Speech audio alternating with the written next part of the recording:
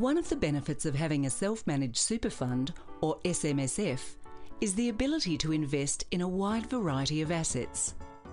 SMSFs are also able to borrow money to purchase investments, which for some investors is especially attractive. There are, however, specific rules that govern borrowing by SMSFs, and these must be followed. Let's take a look at the process of using borrowed funds to acquire an investment property. Once a suitable asset has been identified to purchase, the fund trustee needs to ensure that it can be acquired by the fund.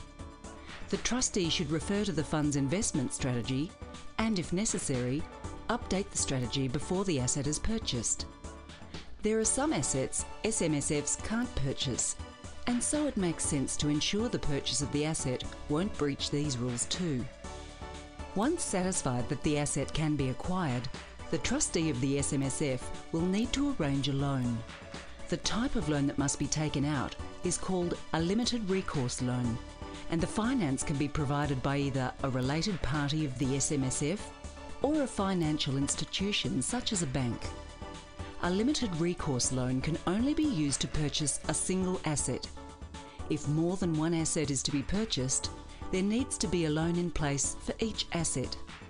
This is where things can get confusing, and it pays to make sure that you seek our advice prior to signing a contract to purchase. In order to buy the property, a trust needs to be established. The trust purchases the asset for the benefit of the SMSF. The trust is recognised as the legal owner of the property, while the SMSF is the legal beneficiary of the property purchased. The SMSF remains responsible for all transactions, including loan repayments, the receipt of investment income, as well as all taxation liabilities arising from the property. A feature of the limited recourse loans is that if there is a default on the loan, the lender's recourse is limited to the asset held by the trust. All other assets held by the SMSF, including money held in cash and/or shares, are not at risk. The borrowed funds may be used to repair or maintain the property, but the ATO places restrictions on alterations that significantly change or improve the value of the asset.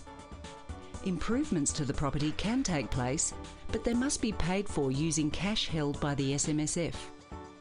The loan can be repaid from rental income, employer and/or personal super contributions, income earned from other investments owned by the SMSF, or by selling the property and repaying the outstanding debt.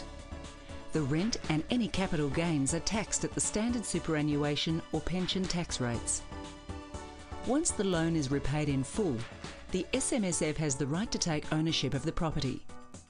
It is essential to consult with us prior to buying a property with an SMSF, especially when borrowing money, as the financial penalties if you get it wrong can be significant.